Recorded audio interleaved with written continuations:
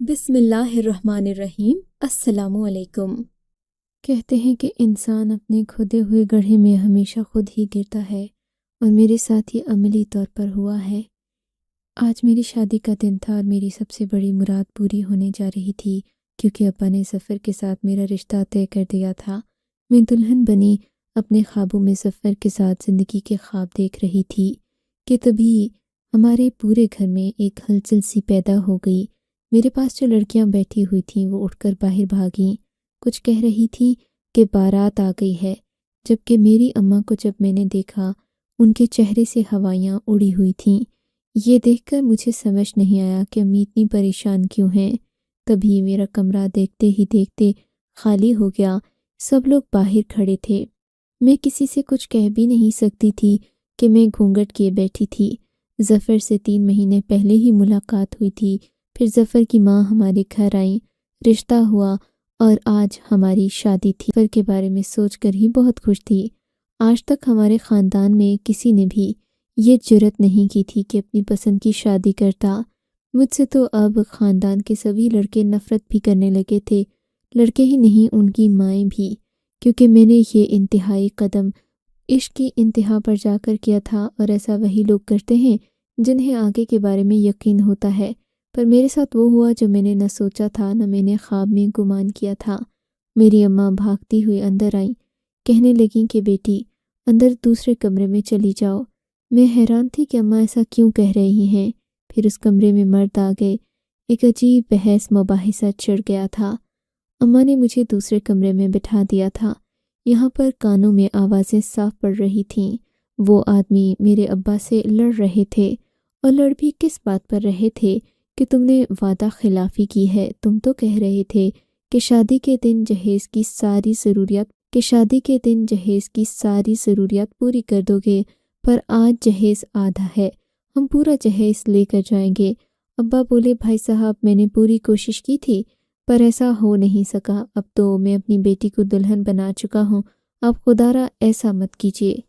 ابا کی باتیں سن کر وہ آدمی عہدے سے اکھڑ گئے، بولے کہ تم تو بڑے ہی نوسر باز انسان ہو، تم نے جتنا جہیز دینے کا وعدہ کیا تھا تم اتنا نہیں دے رہے۔ اب ہم اس طرح نہیں کریں گے کہ ایک جھوٹے اور فراڈی کے ساتھ اپنا رشتہ جوڑ لیں، اس لیے ہم یہ رشتہ توڑتے ہیں۔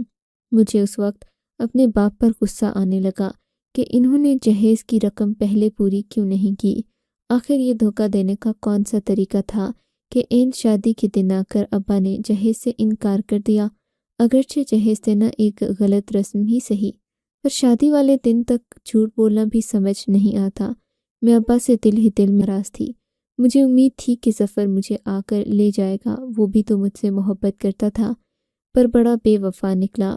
شادی ہال سے وہ بھی اپنا صحرا سجائے واپس چلا گیا، جیسے میں کوئی انسان نہیں بلکہ ایک چیز ہوں جس کا سودا کیا جا رہا ہے۔ میں اس رات بہت روئی تھی، میرا دل تھا کہ پھٹ رہا تھا۔ میں نے سوچا نہیں تھا کہ زندگی میں ایسا بھی ہوگا۔ اس رات یہ امید لے کر سوئی تھی کہ شاید ابا جہیز اکٹھا کر لیں اور مجھے دوبارہ سے اپنے گھر جانے کا موقع مل جائے، میں رخصت ہو جاؤں، پر ایسا نہیں ہوا۔ صبح ہوئی تو اماں نے لال دوپٹہ میرے اوپر پھینکا اور بولی جلدی سے اسے پہن کر تیار ہو جا۔ میں دل میں خوش ہوئی کہ شاید ظفر کی ماں مجھے لینے آ گئی ہے، ظفر کو بھی احساس ہو گیا ہے۔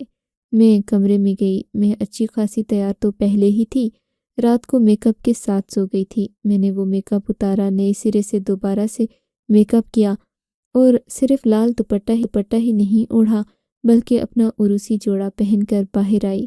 میں سوچ رہی تھی کہ صحن میں ظفر کی ماں اور ظفر بیٹھے ہوں گے، پر ایسا کچھ نہیں تھا۔ وہاں صرف مولوی صاحب ابا جان کے ساتھ بیٹھے تھے۔ ابا جان نے میرا نکاح کسی اور شخص کے ساتھ پڑھانا شروع کر دیا۔ میں نے تو سوچا نہیں تھا کہ ایسا ہوگا، تو ابا کی طرف دیکھنے لگی۔ ابا نے مجھے سخت ڈراتے ہوئے کہا خبردار، جو تم نے اب جو بھی کی، جسے تم اپنا عاشق کہتی تھی، تمہارے منہ پر کالک مل کر چلا گیا ہے۔ اب تم سے کوئی شادی نہیں کرے گا سوائے میرے دوست کے۔ ابا کے منہ سے یہ باتیں مجھے بہت انوکھی لگ رہی تھیں۔ آج سے پہلے ان کا رویہ اتنا سخت کبھی بھی نہیں ہوا تھا۔ میں نے سوچا کہ اب اس نے دھوکہ تو دے ہی دیا ہے، شادی کرنا پڑے گی۔ خاندان کا کوئی اور لڑکا بھی مجھے ماننے کو تیار نہیں تھا، کس پتھر دل سے میں نے نکاح نامے پر دستخط کیے یہ میں ہی جانتی ہوں، پر دل میں خیال ضرور تھا کہ میں اس شوہر کو ضرور دھوکہ دے کر کس نہیں رہوں گی۔ مجھے کسی بے جان لاش کی مانند گاڑی میں بٹھا دیا گیا۔ میں گاڑی میں بیٹھی رو رہی تھی۔ میں تو سفر کا سوچ کر اتنا تیار ہوئی تھی، مگر اب میرا نصیب اس بوڑھے کے ساتھ لکھ دیا گیا تھا۔ میں نے تو اسے ٹھیک سے دیکھا بھی نہیں تھا۔ خدا جانے ابا اس نمونے کو کہاں سے ڈھونڈ کر لائے تھے۔ کہہ تو رہے تھے کہ یہ ان کا دوست ہے، پر وہ ان کا دوست نہیں، ان کا بھی باپ لگ رہا تھا۔ میری نظر ہلکی سی اس شخص پر پڑی تو وہ نہیں سا لگ رہا تھا۔ گاڑی میں مجھ سے اگلی سیٹ پر بیٹھا ہوا تھا اور مسلسل شاید مجھے ہی دیکھ رہا تھا، پر میری ہمت نہیں ہوئی کہ میں آگے نظر اٹھا کر اسے دیکھ بھی سکوں۔ میرا دل سخت گھبرا رہا تھا کہ خدا جانے یہ بوڑھا میرے ساتھ کیا سلوک کرے گا۔ رہ رہ کر ظفر پر بھی غصہ آ رہا تھا، یہاں تک کہ گاڑی چلتی ہوئی ایک پرانے سے گھر کے سامنے جا رکی۔ بوڑھے کی طرح اس کا گھر بھی خستہ حال تھا، جسے دیکھ کر میری آرزوئیں امنگیں دم توڑ گئی تھیں۔ اس نے گاڑی کا دروازہ کھول کر مجھے باہر آنے کو کہا۔ میں انتہائی غصے سے گاڑی سے باہر نکلی اور دروازے کو کھٹاک سے بند کیا۔ اس نے مجھے یہ دیکھ کر کچھ بھی نہیں کہا، میرے پیچھے پیچھے کمرے میں اندر آ گیا۔ میں نے اس کی طرف مڑ کر نہیں دیکھا۔ مجھے کمرہ دکھایا گیا جس میں جا کر میں بیڈ پر غصے سے بیٹھ گئی تھی اور اپنا زیور اتارنے لگی۔ میرا دل بہت خفا تھا۔ سوچا تھا کہ جیسے ہی یہ بوڑھا کمرے میں آئے گا اس کی خوب بے عزتی کروں گی اور اسے یاد دلاؤں گی کہ اس کی اوقات کیا ہے۔ میں نے سوچا بھی نہیں تھا کہ ابا میری شادی اتنے گھٹیا اور اتنے بوڑھے شخص کے ساتھ طے کر دیں گے۔ گھٹیا اس لیے کہا کیونکہ پورا راستہ اس نے ایک آدمی کو گالی بھی دی۔ جہاں جہاں گاڑی رکی یہ گاڑی روک کر ایسی بے حیا باتیں کرتا کہ میرا سر شرم سے جھک گیا تھا۔ انتہائی بدتمیز طبیعت کا مالک آدمی تھا، یا پھر میرے سامنے ہیرو بننے کی کوشش کر رہا تھا۔ میں اس کا انتظار کر رہی تھی۔ زیور اتارنے کے بعد میں نے ایک جگہ پھینک دیا تھا اور خود میں بستر پر بیٹھی اس بڈھے کا انتظار کر رہی تھی، مگر کافی دیر گزر گئی، وہ نہیں آیا۔ اب تو مجھے اس گھر میں ڈر لگنے لگا تھا۔ میرے ذہن میں کئی واقعات چلنے لگے جہاں ایسے ہی محبت کی شادی کرنے والی لڑکیاں آگے کورٹوں پر بیچ دی جاتی ہیں کیونکہ ان کے شوہر کبھی بھی ان پر یقین نہیں کرتے، پر ایسا کچھ نہیں ہونے والا تھا۔ میں اس بوڑھے کا انتظار کر کر کے تھک گئی تھی، یہاں تک کہ مجھے نیند آ گئی۔ میں نے عروسی جوڑے کو بدلنے کی بھی زحمت نہیں کی اور ٹیک لگا کر ابھی آنکھیں بند ہی کی تھیں کہ خدا جانے کب میری آنکھ لگ گئی۔ میں نہیں جانتی کہ اس کے بعد کیا ہوا۔ صبح جب میری آنکھ کھلی میں نے دیکھا کہ روشنی پھیل چکی تھی۔ مجھے حیرت ہوئی، کمرے کی روشنی بند تھی جبکہ قدرتی روشنی ہلکی ہلکی کمرے کے اندر آ رہی تھی۔ مجھے خوف سا محسوس ہوا کیونکہ اس کا پہلا دن تھا۔ میں نے آنکھیں کھول کر اپنے پہلو میں دیکھا تو وہ بوڑھا ادھر ہی سویا ہوا تھا۔ مجھے اس پر سخت غصہ آنے لگا۔ میں اٹھ کر بیٹھ گئی۔ میں نے زور سے دروازہ کھولا تاکہ وہ بھی گہری نیند سے جاگ جائے، پر ایسا نہیں ہوا۔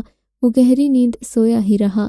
میں باہر گھوم پھر کر دیکھنا چاہتی تھی کہ اس گھر میں اور کون رہتا ہے، پر عجیب بات تو یہ تھی کہ سارا گھر گھومنے کے بعد بھی مجھے کہیں کوئی انسان نظر نہیں آیا۔ ایسا لگتا تھا کہ بوڑھا مجھے کسی کھنڈر میں لے آیا ہے جہاں انسانوں کا نام و نشان نہیں تھا۔ میں سوچنے لگی کہ اس گھر سے بھاگنا تو بہت ہی آسان ہے۔ اس سے پہلے کہ یہ بوڑھا جاگ جائے اور مجھے ذلیل و رسوا کرے میں اس گھر سے بھاگ جاتی ہوں۔ اب تو میں ابا کی ذمہ داری بھی نہیں، ابا نے مجھے اس بوڑھے کے حوالے کر دیا ہے، تو پھر گھر سے بھاگنے میں کیا ہی حرج ہے۔ میں منصوبہ بندی کرنے لگی، مگر اس گھر کا دروازہ مجھے کہیں نظر نہیں آ رہا تھا۔ سب دروازے کمروں کے چور دروازے پر میری نظر پڑی۔ میں نے دیکھا وہ دروازہ کھلا ہوا تھا۔ مجھے تو لگا جیسے میں نے کسی غنیمت کو دیکھ لیا ہو۔ میں فوراً ہی اس دروازے کو دھکا لگا کر کھولنے میں کامیاب ہوئی، پر آگے ایک خوبصورت آئینہ میرا منہ چڑھا رہا تھا۔ یہ صرف ایک غسل خانہ تھا، پر جیسے ہی میری نظر آئینے پر پڑی میں خود میں محو ہو گئی۔ میں واقعی بہت حسین لگ رہی تھی۔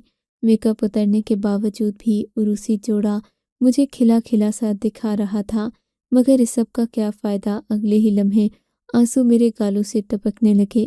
میں نے دیکھا تھا اکثر لڑکیاں خوبصورت ہوتی تو ان کے شوہر امیر ہوتے، پر یہ بوڑھا آدمی نہ ہی خوبصورت تھا اور نہ ہی امیر تھا، یہ صرف بوڑھا تھا اور عقل اس میں نام کی نہیں تھی۔ मैं अभी खुद को शीशे में देख ही रही थी कि किसी ने मुझे पीछे से दबोच लिया। मैंने देखा तो वो बूढ़ा ही था। मुझे बहुत गुस्सा आया कि उसने ये क्या वो बूढ़ा ही था। मुझे बहुत गुस्सा आया कि उसने ये क्या हरकत की। क्या वो मुझ पर अपना हक जताना चाह रहा था? मैंने उसको दूर धक्का देकर गुस्से से कहा, तुम्हारी हिम्मत कैसे हुई मुझे हाथ लगाने की? मैंने उसे ये कहा तो वो सहम कर बच्चों की तरह खड़ा हो गया। मैं समझ गई थी कि उसकी फितरत और आदत क्या है। यकीनन वो डरने वालों में से है। उसे कोई बात करने का हौसला नहीं होगा। ये सोचकर ही मैं खुश हो गई कि अब तो इस बूढ़े पर अपना ही राज चलेगा। मैं एक लम्हे के लिए खामोश थी कि जानूं इसका क्या रद्द-ए-अमल होगा मेरे इस रवैये पर बूढ़ा तो ऐसे ताबेदार गुलाम की तरह खड़ा रहा जैसे उसने मेरे बाप से पैसे लिए हों।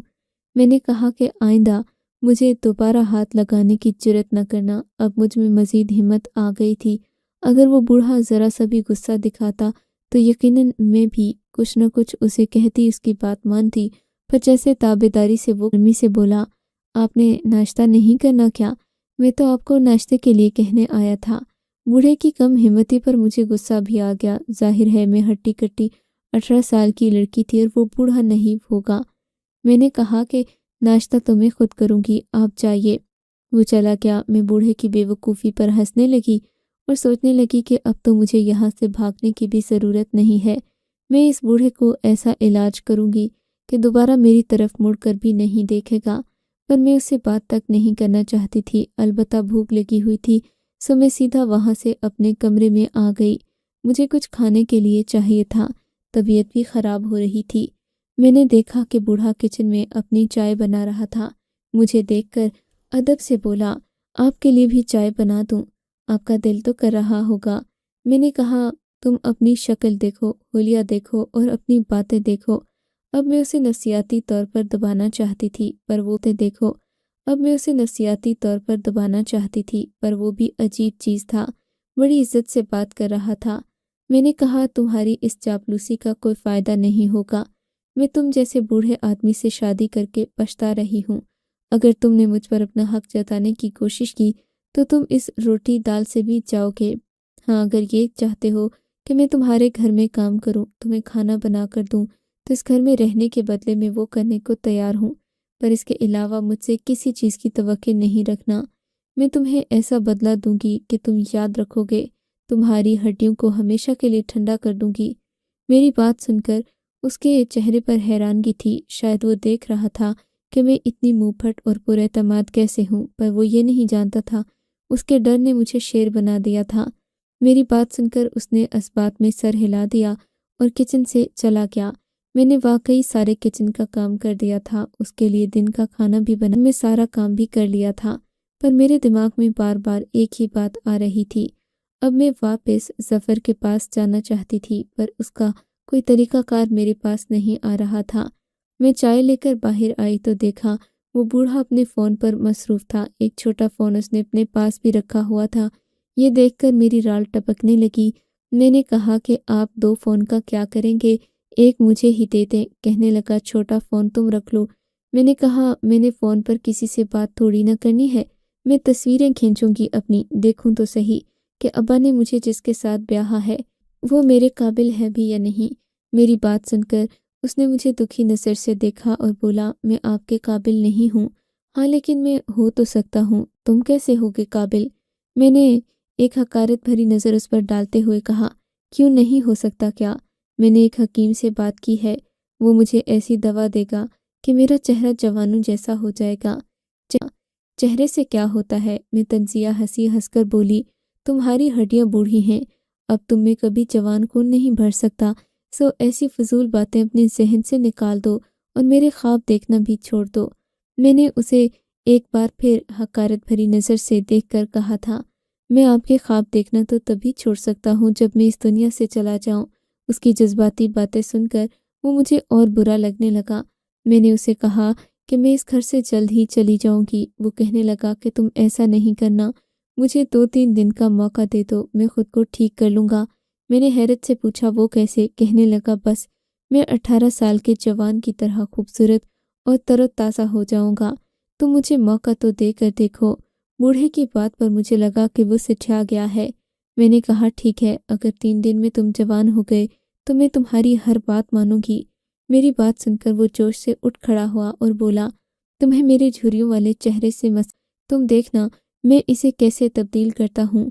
मेरी बात सुनकर वो बहुत ज़्यादा खुश हो गया था और वहाँ से फ़ौरन घर से निकलकर अपने किसी दोस्त के पास चला गया।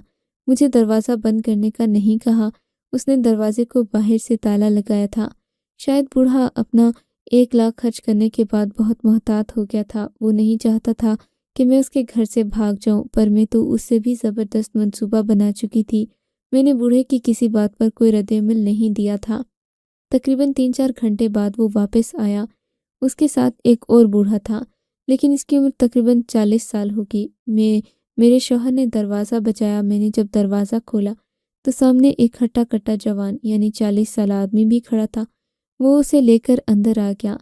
मुझसे कहने लगा, हकीम साहब ने कहा था कि मैं तुम्हारे घर चलूँगा, तुम्हारी बीवी को भी दवा दूँगा ताकि वो भी तुमसे मोहब्बत करने लगे। तो ये दवा जो भी तुम्हें दें प्लीज़ मुझे मायूस मत करना, खा लेना। मैंने कहा कि ठीक है। मैंने कौन सा दवा खा लेनी थी। उस हकीम से दवा ली, मगर वो मुझे सर से पाँव तक घूरे जा रहा था। कहने लगा कि तुम्हारे शौहर को एक ऐसी दवा दी है कि ये वाकई जवान हो जाएगा और तुम देखना तुम मेरी दीवानी हो जाओगी। ये सुनकर मुझे अजीब सा लगा था। उसे तो ये कहना चाहिए था ना कि मैं अपने शौहर की दीवानी हो जाऊंगी, कि उसके नए बाल निकलेंगे, नए दांत निकलेंगे, ऐसी क्या चीज़ थी।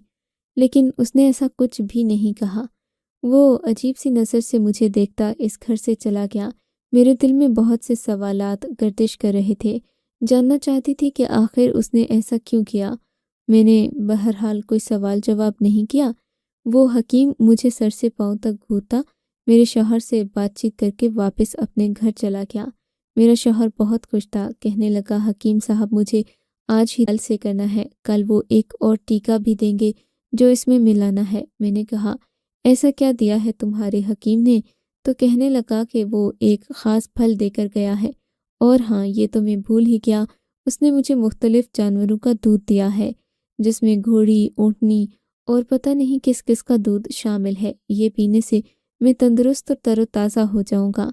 मैं ये बात सुनकर हैरान रह गई थी। आखिर बूढ़े को क्या पड़ी थी कि मेरे शौहर को वो फिर से जवान करना चाहता था।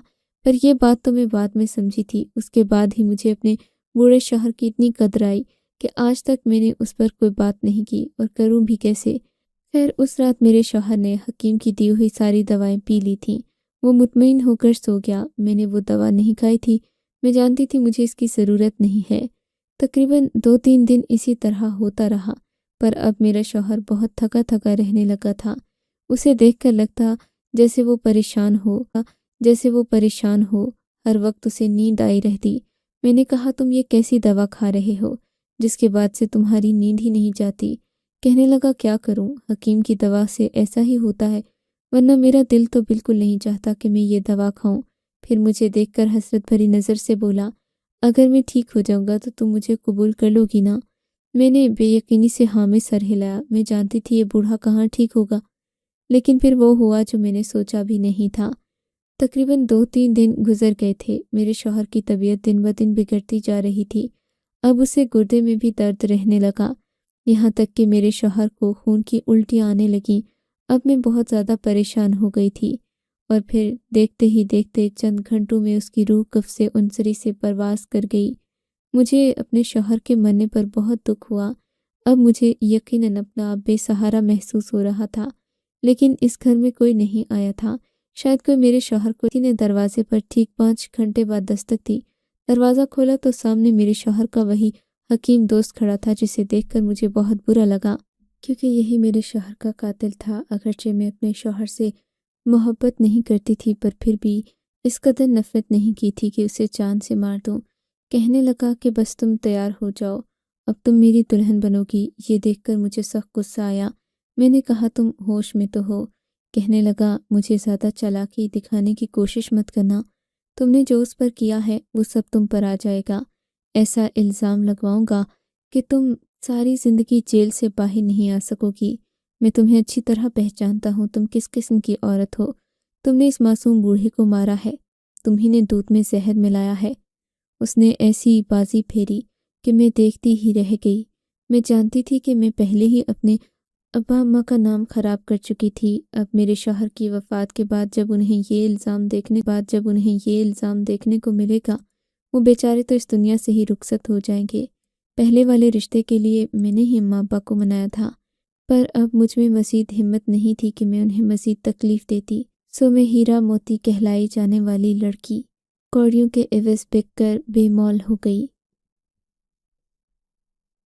آپ کو اگر یہ کہانی اچھی لگی ہے تو اس ویڈیو کو لائک کیجیے اور اس طرح کی مزید کہانیاں سننے کے لیے ہمارے چینل کو ضرور سبسکرائب کیجیے۔ کہانی سننے کا شکریہ۔ آپ سے ملاقات ہوگی اگلی ویڈیو میں، تب تک کے لیے اللہ حافظ۔